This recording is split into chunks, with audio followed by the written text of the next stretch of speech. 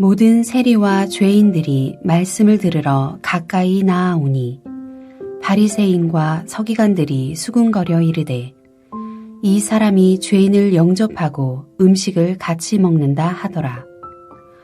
예수께서 그들에게 이 비유로 이르시되 너희 중에 어떤 사람이 양 100마리가 있는데 그 중에 하나를 잃으면 99마리를 들에 두고 그 잃은 것을 찾아내기까지 찾아다니지 아니하겠느냐.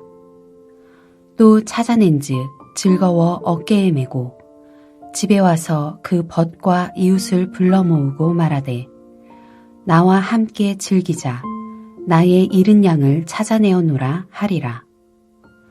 내가 너희에게 이르노니 이와 같이 죄인 한 사람이 회개하면 하늘에서는 회개할 것 없는 의인 99으로 말미암아 기뻐하는 것보다 더하리라.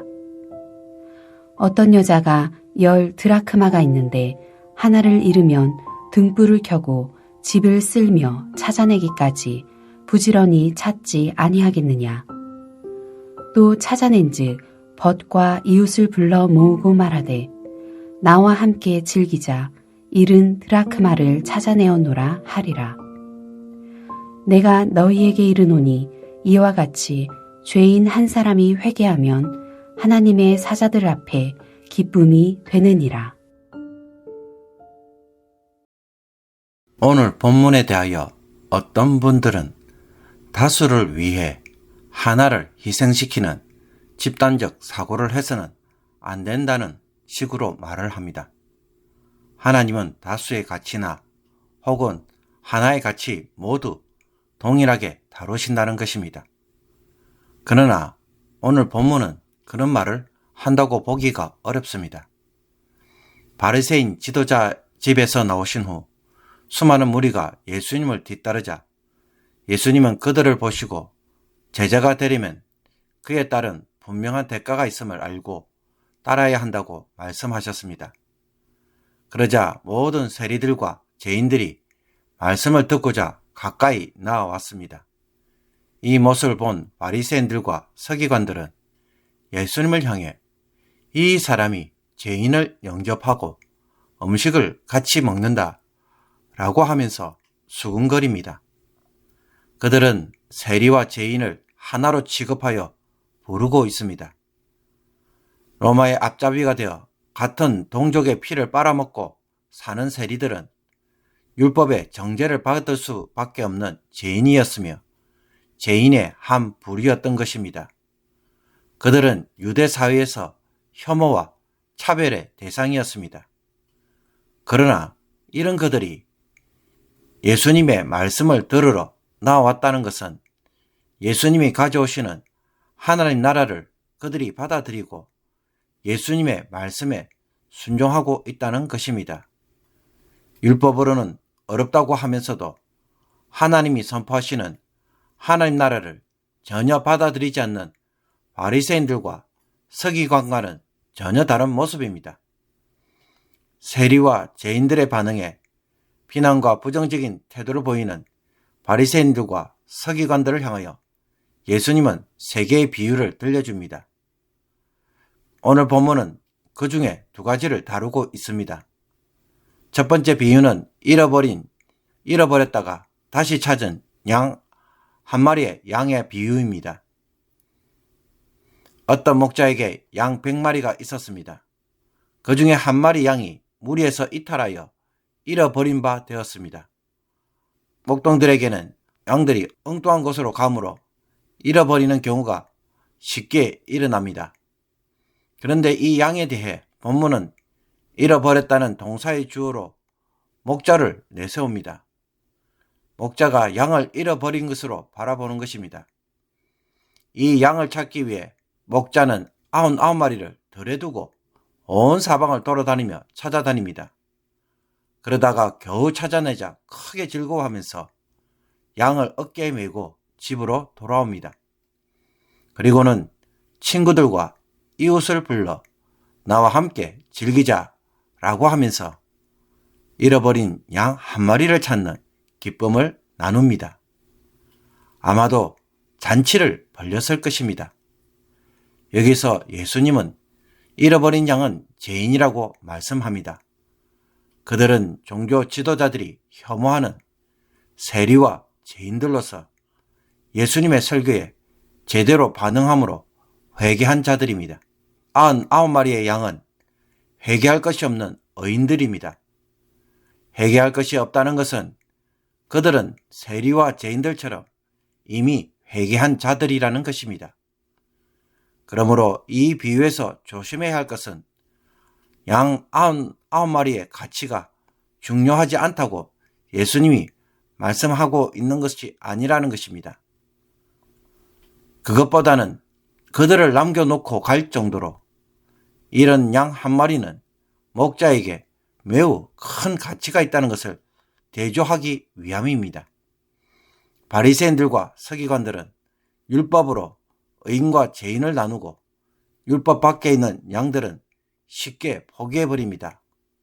그들은 잃어버린 양들에 대해서는 그 어떤 애정도 없고 차갑고 냉정합니다. 왜냐하면 그들은 율법을 범한 죄인들이기에 죄인들에게는 그 어떤 자비와 긍휼을 베풀 필요가 없다는 것입니다. 그들에게 주어질 것은 오직 심판밖에 없는 것입니다. 그러나 목자는 이 잃어버린 양 한 마리를 결코 포기하지 않고 집요하게 추적하여 데려옵니다. 그리고 찾은 양으로 인하여 친구와 이웃을 초청해 잔치를 벌립니다.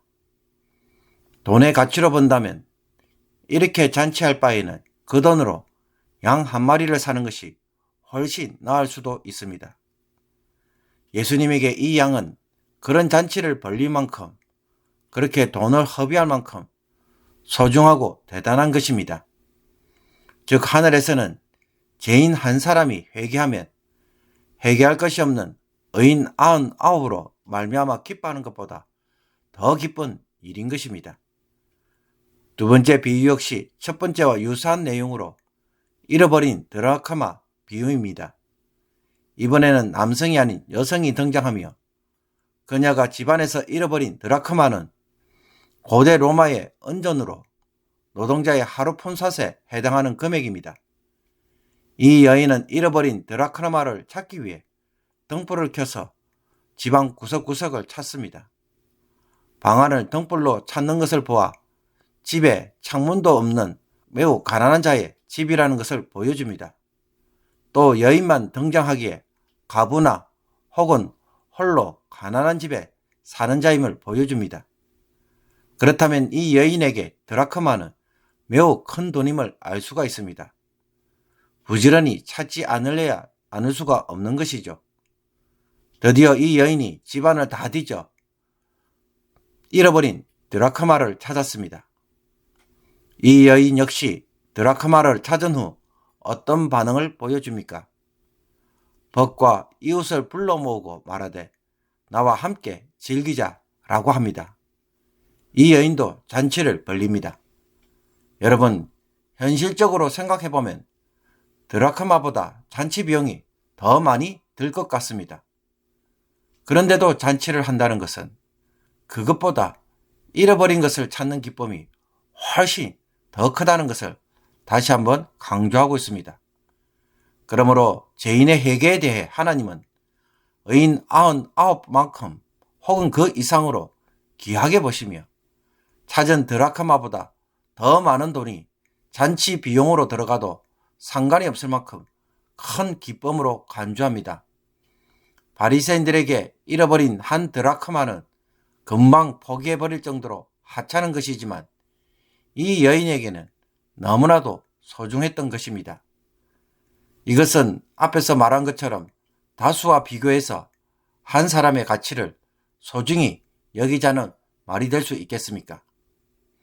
하나님의 관심은 죄인에 대한 심판이 아니라 죄인의 회개이며 회개를 통해서 구원의 기회를 어떻게 해서든지 주시고자 한다는 것입니다. 바리새인들은 이것을 정죄함으로 막아서고 있는 것입니다. 그러므로 하나님의 말씀대로 살지 않는 사람들을 볼 때 너무 성급하게 판단하고 정죄함으로 그에게 구원의 길을 막는 자가 되면 어떻게 되겠습니까? 저 사람은 안 돼 라고 함으로써 회개의 기회, 구원의 기회를 차단하는 것은 하나님의 뜻을 대적하는 것과 같습니다. 하나님이 이스라엘 백성들에게 율법을 주신 것은 의인과 죄인을 나누고 죄인을 심판하려고 주신 것이 아닙니다. 모두가 율법을 지킴으로 복을 얻도록 하는 것이 본래 하나님의 뜻입니다. 하나님은 이스라엘 백성들이 율법을 지키다가 범죄할 것을 알고 계셨습니다. 그래서 범죄한 백성들이 생기면 제사를 통해 속죄하고 다시 헌신함으로 율법을 따라 살아가도록 길을 열어 주셨습니다. 그런데도 바리새인들은 어떻게 하였습니까? 그들을 죄인으로 정죄한 후 아예 율법과 상관은 없는 자들로 경계를 만들어 버렸습니다. 죄인이라는 낙인을 찍어 놓고는 하나님의 뜻인 율법을 따라 살도록 할 수 있는 일을 아예 막아버린 것입니다. 그러므로 죄를 범한 자에게 성도는 어떻게 해야 하겠습니까? 말씀으로 그들을 권면하고 죄에서 돌이키도록 이끄는 것이 성도가 해야 할 일입니다. 정죄하고 심판하시는 것은 하나님의 몫입니다. 우리는 사랑하고 용서하며 자비와 긍휼을 행할 자들인 것입니다. 그들의 구원에 내 스스로가 걸림돌이 되어서는 안 될 것입니다. 그리고 무엇보다 죄인이 회개하고 구원을 받는 것이 주님께서 하시는 일이라는 것은 율법과 달리 예수님이 외치는 복음이 죄인을 의인 되도록 하는 구원의 능력이 되기 때문입니다. 율법은 사람을 정죄할 뿐 죄에서 돌이키도록 하는 능력을 가지지 못하였습니다. 이 한계 때문에 바리새인들도 정죄하는 것 외에는 아무것도 하지 못한 것입니다. 그러나 예수님의 천국 복음은 사람으로 하여금 죄의 용서를 주시고 죄의 권세로부터 해방시키는 능력을 가지고 있습니다. 믿는 자들에게 성령을 선물로 주시기 때문입니다. 이런 점에서 하나님이 이 땅에서 이루시고자 하는 하나님 나라는 누구를 초점 맞추고 있습니까? 죄인들을 불러 그들로 하여금 의를 행하고 살아가는 하나님 백성을 만드는 것에 초점을 두고 있습니다. 교회가 전도와 선교에 집중해야 하는 이유도 바로 여기에 있습니다. 이제는 모든 사람들이 하나님의 백성이 되도록 구원의 문을 활짝 열어놓으신 것입니다. 이것이 하나님 나라의 모습이고 하나님의 뜻인 것입니다. 그러므로 우리가 하나님 나라의 삶을 살고 그 안에 살기를 즐거워한다면 우리는 이 하나님의 뜻을 나의 손으로, 나의 열정으로 삼을 필요가 있습니다. 전도와 선교는 전도를 잘하는 사람들이 해야 할 일로 간주해서는 안 되는 것입니다. 하나님 나라가 이 땅에서 성취되어져 간다는 것은 전도와 선교를 통해 많은 죄인들이 구원을 받는 것에 있습니다. 그렇다면 전도의 삶이 나의 삶의 방식이 되고 있습니까? 전도하는 것을 나의 사명으로 여김으로 하나님 나라의 삶을 살아가는 자들이 되기를 원합니다.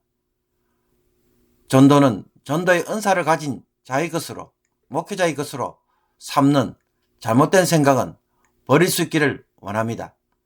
오늘 죄인을 의인되게 하는 복음의 능력을 세상에 선포함으로 죄인을 영원한 심판에 가도록 침묵하는 자들이 아니라 그들도 구원을 받을 수 있도록 그 길을 여는 자가 되기를 주님의 이름으로 축복합니다.